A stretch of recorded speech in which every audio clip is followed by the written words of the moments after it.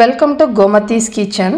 நம்ம இன்னைக்கு விநாயகர் சதுர்த்தி ஸ்பெஷலில் ஒரு 4 வகையான கொழுக்கட்டை வகைகள், 2 கார கொழுக்கட்டை, 2 இனிப்பு கொழுக்கட்டை. இது வச்சு பார்த்திங்கன்னா ரவையை வச்சு செய்கிற கொழுக்கட்டை. இது பொடி கொழுக்கட்டை, இதுவும் காரம் தான். அடுத்து இனிப்பு கொழுக்கட்டையில் அவல் வச்சு செய்கிற ஒரு கொழுக்கட்டை நம்ம பார்க்க போகிறோம். இது ரொம்ப நல்லா சாஃப்டாக இருக்கும். 5 நிமிஷம்தான் ஆகும். இது ரொம்ப ஈஸியான கொழுக்கட்டை. கடைசியாக பிடி கொழுக்கட்டை, நம்ம கடையில் வாங்கின அரிசி மாவை வச்சு செய்கிற கொழுக்கட்டை. இப்போ எப்படி செய்யலாங்கிறத பார்ப்போம். கோமதிஸ் கிச்சனை சப்ஸ்கிரைப் பண்ணாதவங்க சப்ஸ்கிரைப் பட்டனை ப்ரெஸ் பண்ணுங்கள். உடனுக்குடனே அப்டேட் வேணும்னா பக்கத்தில் இருக்க பெல் பட்டனை மறக்காமல் ப்ரெஸ் பண்ணிக்கோங்க. இப்போ முதல்ல அவல் கொழுக்கட்டைக்கு ரெடி பண்ணிக்கலாம். நீங்கள் எந்த அவல் கிடைக்குதோ அதை எடுத்துக்கலாம். தின்னாக இருக்கிற வெள்ளை அவல் இல்லை சிகப்பு அவல் கிடைச்சாலும் அதுவும் நல்லாயிருக்கும். இதில் 1 கப் அளவுக்கு நான் நல்லா எடுத்து வச்சுருக்கிறேன். இதை நீங்கள் கழுவலாம் வேண்டாம். ஒரு மிக்சி ஜாரில் போட்டுட்டு நல்லா ரவை பதத்துக்கு பல்ஸ் இருக்கும் இல்லையா, விப்பர், அதை போட்டு அடிச்சிங்க அப்படின்னா நமக்கு இந்த மாதிரி பவுடர் ஆகிடும். இது நம்ம எடுத்த 1 கப்புக்குன்னு பார்த்தீங்கன்னா ஒரு அரை கப் அளவுக்கு மட்டும்தான் நமக்கு இந்த குருணை மாதிரி இருக்கிற பவுடர் கிடச்சிருக்கு.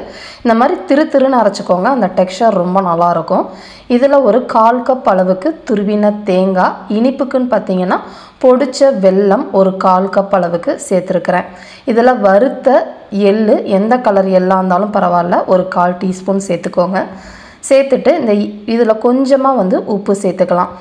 இனிப்புனாலே உப்பு சேர்த்தாதான் அந்த இனிப்பு எடுத்து காட்டும். இதை எல்லாத்தையும் முதல்ல தேங்காவிலேருந்து வர தண்ணியிலேயே நல்லா கலந்தோன்னா கொஞ்சம் நல்லா ஒன்று சேர்ந்து வந்துடும் இனிப்பு. இதில் நம்ம தண்ணி பார்த்திங்கன்னா தெளித்து தான் செய்யணும். மேக்ஸிமம் பார்த்திங்கன்னா நம்ம எடுத்துருக்க அளவுக்கு 3 டேபிள் ஸ்பூன் அளவுக்கு மட்டும்தான் தண்ணி தேவைப்படும். ஏன்னா சட்டுன்னு இது ஊறி இந்த அளவுக்கு வந்துடுச்சு. இப்போ இதில் கொஞ்சமாக ஏலக்காய் பொடி சேர்த்துக்கோங்க. அப்போ ஒரு ஃப்ளேவர் நல்லாயிருக்கும். கலந்துட்டோம் அப்படின்னா நமக்கு பிடி கொழுக்கட்டைக்கு தேவையான மாவு தயாராகிடுச்சு. இதை பிடிச்சு வச்சுக்கலாம். அப்படி இல்லைன்னா உருண்டைகளாக உருட்டி வச்சாலும் ரொம்ப நல்லாயிருக்கும். இப்போ நம்ம இதை பிடிச்சு வச்சுட்டு ரெடி பண்ண ஆரம்பிச்சிடுவோம். ரொம்ப தண்ணியாக மட்டும் வச்சிட வேண்டாம். அப்போ உங்களுக்கு ஒரு மாதிரி குழன்னு ஆயிரும் வேக வைக்கிறப்ப. இப்போ நம்ம எடுத்துருக்கிற அளவுக்குன்னு பார்த்திங்கன்னா நமக்கு ஒரு 7 கொழுக்கட்டை கிடச்சிருக்கு. இதை எடுத்து வச்சுட்டு அடுத்த பிடி கொழுக்கட்டையும் ரெடி பண்ணதுக்கு அப்புறமா நம்ம 2ஐயுமே சேர்த்து வேக வச்சுக்கலாம். இப்போ அரை கப் அளவுக்கு கடையில் வாங்கின அரிசி மாவு எடுத்துருக்கிறேன். சாதாரண அரிசி மாவு தான், பதப்படுத்தப்பட்ட அரிசி மாவு கிடையாது. இந்த மாவை இப்போ வறுத்துக்க போகிறோம். நீங்கள் சப்போஸ் பதப்படுத்தப்பட்ட அரிசி மாவு, அதாவது இடியாப்ப மாவு, அந்த மாவு வச்சுருந்தீங்கன்னா நீங்கள் இந்த ஸ்டெப்பை அவாய்ட் பண்ணிடலாம். இப்போ சூடான வடைச்சட்டியில் போட்டுட்டு இதை நல்லா கை பொறுக்காத சூட்டுக்கு நம்ம வறுத்துக்கணும். அதாவது கை பொறுக்கிற சூடு கிடையாது, ரொம்ப செவக்கவும் வேணாம். எடுத்து பிடிச்சிங்கன்னா உங்களால் கையில் பிடிக்கக்கூட முடியாது, அந்த அளவுக்கு சூடாக இருக்கணும். இதை எடுத்து வச்சுட்டு இப்போ நம்ம வெள்ளை தண்ணி ரெடி பண்ணிக்கலாம். இப்போ அரை கப் அளவுக்கு மாவுக்கு 3/4 கப் அளவுக்கு வெல்லம் சேர்த்துருக்கிறேன். இதில் பார்த்தீங்கன்னா 1/2 கப் எடுத்துருக்கிற கப்பில் 1/2 கப் அளவுக்கு தண்ணி சேர்த்துருக்கிறேன். சப்போஸ் உங்களுக்கு மாவு பழைய அரிசி மாவாக இருந்துச்சுன்னா 1/2 கப் சரியாக இருக்கும். 2 கப் இருந்தாலுமே பரவாயில்ல, தண்ணி கம்மியாக மட்டும் இருக்கக்கூடாது. இது நல்லா இந்த மாதிரி கரைஞ்சதுக்கு அப்புறமா தூசு மண் எதுவும் உங்கள் வெள்ளத்தில் இருந்துச்சுங்கன்னா வடிகட்டி எடுத்துக்கோங்க. இப்போ இதில் ஒரு கொஞ்சமாக ஏலக்காய் பொடி சேர்த்துருக்கிறேன். 1/4 கப் அளவுக்கு துருவின தேங்காய், இது 2ஐயும் நல்லா கலந்துட்டு ஒரு பிஞ்ச் மட்டும் உப்பு சேர்த்துக்கோங்க. அந்த இனிப்புக்கு உப்பு நல்லா போட்டோம்னா இனிப்பு எடுத்து காட்டும். இப்போ எடுத்துருக்க வறுத்த மாவையும் இதில் சேர்த்துட்டு தீயை குறைஞ்சி வச்சுக்கணும், ரொம்ப அதிகமாக வைக்கக்கூடாது. இந்த சூடான அந்த வெள்ளை தண்ணியிலேயே கலந்துட்டு பார்த்திங்கன்னா இறுகி மாவு உங்களுக்கு கொழுக்கட்டை மாவு, அதாவது சப்பாத்தி மாவு கன்சிஸ்டன்சிக்கு வந்துருச்சு. இதில் 1 டீஸ்பூன் அளவுக்கு மட்டும் நெய் சேர்த்துக்கோங்க. சேர்த்து நல்லா கலந்துட்டு இதை கொஞ்சம் நேரம் ஆற வச்சதுக்கப்புறமா பிடிக்க ஆரம்பிக்கலாம்.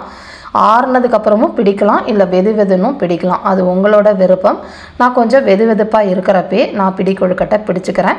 இதுவும் அப்படி தான், நீங்கள் பிடிச்சும் வைக்கலாம், உருண்டைகளாக உருட்டியும் வைக்கலாம், மோதகம் மாதிரி செஞ்சு வச்சாலும் ரொம்ப நல்லாயிருக்கும். இப்போ எல்லாமே எடுத்து வச்சுருக்க அளவுக்குன்னு பார்த்திங்கன்னா 10லேருந்து 11 கொழுக்கட்டை உங்களுக்கு கிடைக்கும்.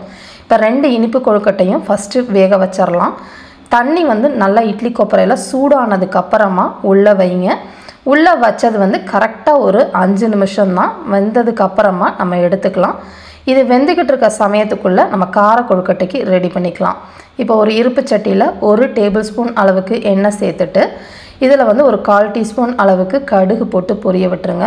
1/4 டீஸ்பூன் அளவுக்கு கடலைப்பருப்பும் போட்டு செவக்க விட்டுக்கலாம். கொஞ்சமாக பெருங்காய பொடி சேர்த்துக்கலாம். ஒரு 2 பச்சை மிளகாவை பொடியாக நறுக்கி போட்டிருக்கேன். கருவேப்பிலையும் பொடியாக நறுக்கி சேர்த்துருக்கிறேன். இதை கொஞ்சம் வதக்குனதுக்கு அப்புறமா 1/4 கப் அளவுக்கு பொடியாக நறுக்கின வெங்காயத்தை போட்டுட்டு இது கொஞ்சம் கண்ணாடி பதம் வர அளவுக்கு வதக்கிக்கோங்க. சின்ன வெங்காயம் பெரிய வெங்காயம் எது கிடைச்சாலும் எது வேணால் சேர்த்துக்கலாம். இதில் வந்து ஒரு 1/2 கப் அளவுக்கு நான் வந்து ரவை எடுத்துருக்கிறேன். அதாவது வறுத்த ரவை வறுக்காத ரவை எதுவாக இருந்தாலும் பரவாயில்ல.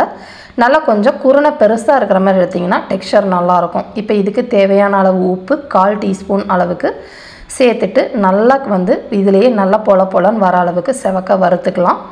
இதில் ஒரு 2 டேபிள் ஸ்பூன் அளவுக்கு துருவின தேங்காவையும் சேர்த்துட்டு நல்லா வந்து வறுத்துக்கோங்க. இப்போ நான் வந்து சுடு தண்ணி சைடில் வச்சுருக்கேன். நல்லா சூடாக இருக்கிற தண்ணி எடுத்துருக்கிற கப்பில் 2 கப் அளவுக்கு மட்டும் தண்ணி ஊற்றிக்கோங்க. அதிகமாக தண்ணி ஊற்றிட வேண்டாம். பட் சூடாக தான் தண்ணி ஊற்றணும். பச்சை தண்ணி ஊற்றக்கூடாது, கட்டி ஆகிடும். இப்போ எடுத்துருக்கிறது 1/2 கப்பு. ஸோ 2 கப் அளவுக்கு தண்ணி ஊற்றிருக்கிறேன். இதை நல்லா கலந்துட்டு நம்ம வந்து இப்போ கொழுக்கட்டை மாவு கன்சிஸ்டன்சிக்கு இப்படி உருண்டு திரண்டு வந்துடும். மிதமான தீயிலே வச்சு கிளறினீங்கனாலே இப்படி வந்துருச்சு. இதை கொஞ்சம் வெதுன்னு இருக்கிறப்பையோ இல்லை ஆறுனதுக்கப்புறமா கைகளில் கொஞ்சமாக தண்ணியை வந்து தொட்டுட்டு நீங்கள் உருட்டியோ இதே மாதிரி கொழுக்கட்டை மாதிரியோ நம்ம பிடிச்சும் வைக்கலாம். ரொம்ப சாஃப்டாக டேஸ்ட்டாக இருக்கும். இது நல்ல ஒரு ஸ்நாக்கும் கூட. நீங்கள் தேங்காய் சட்னியோடு இதை வச்சு சாப்பிட்டு பாருங்கள், ரொம்ப சூப்பராக இருக்கும்.